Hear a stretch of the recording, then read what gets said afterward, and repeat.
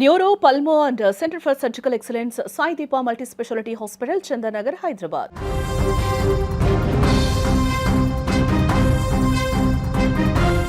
హైదరాబాద్ చిత్రపురి కాలనీలో విషాదం నింపిన యూట్యూబర్ కోమలి ఆత్మహత్య కేసులో ఇప్పుడు ఆమె రాసినటువంటి చివరి లేఖ సంచలనంగా మారింది. మరణానికి ముందు ఆమె అనుభవించినటువంటి నరక యాతన అంతా కూడా ఆ అక్షరాలలో ఇప్పుడు కనిపిస్తోంది. కేవలం ప్రేమ వైఫల్యమే కాదు, ఆమె మోసపోయానన్నటువంటి ఆవేదన కోమలిని నిలువున దహించి వేసింది. దీంట్లో ఒక కొత్త కోణం కూడా కనపడుతుంది. ఇప్పుడు తాను ప్రేమించినటువంటి వ్యక్తి మోసం చేయడమే కాదు, ప్రేమ మోసపోవడమే కాకుండా ఇంకా తనకు తాను జరిగినటువంటి మోసాలన్నిటి కారణంగానే ఈ నిర్ణయాలు తీసుకున్నట్టు కనపడుతుంది. కోమలి రాసిన చివరి లేఖలో ప్రధానంగా కనిపించింది ఆమె నిస్సహాయత.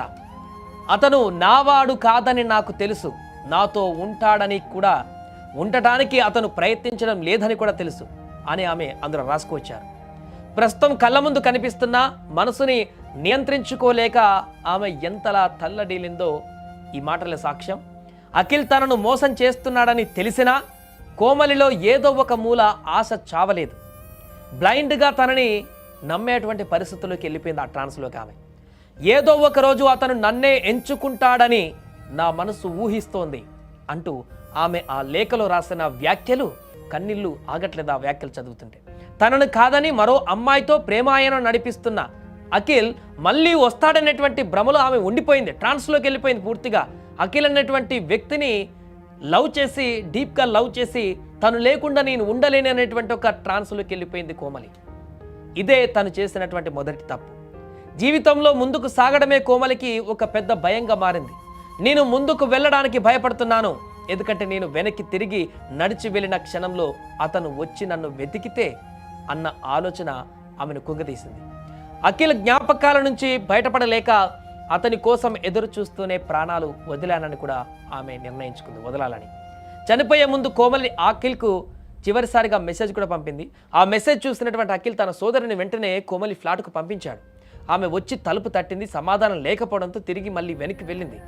ఒకవేళ అప్పుడే కనుక ఆమె పోలీసులకో ఇంటిపక్క వారికో తెలిసిన వారికో సమాచారం ఇచ్చి ఉంటే, ఒకవేళ కోమలి ఆల్రెడీ లోపల ఒకవేళ అలాంటి అటెంప్ట్ చేసినా కొన ఊపిరితో ఏదైనా ఉంటే ప్రాణాలు దక్కేటువంటి పరిస్థితి ఉండేది. ఎందుకంటే వెంటనే ఆ అఖిల్కి మెసేజ్ పెట్టిన వెంటనే తను ఈ అఘాయిత్యానికి పాల్పడ్డట్టుగా మనకు కనపడుతుంది ఆ మెసేజ్ని బట్టి చూస్తే. అలా వెంటనే కొన్ని నిమిషాల వ్యవధిలోనే వాళ్ళ అక్కను కూడా ఇంటికి పంపించింది. అప్పుడే తలుపు బద్దలు కొట్టడమో లేకుంటే పోలీసులకు చెప్పడమో ఇంకేమైనా చేసి కోమలిని హాస్పిటల్కి తీసుకువెళ్ళడమో, ఆ టైంలో ఆ లోపల పరిస్థితిని చూసి వెంటనే రియాక్ట్ అయితే ప్రాణాలు దక్కేటివేమో.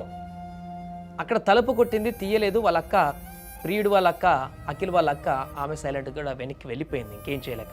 అఖిల్ కూడా పట్టించుకోలేదు ఇంకా తర్వాత.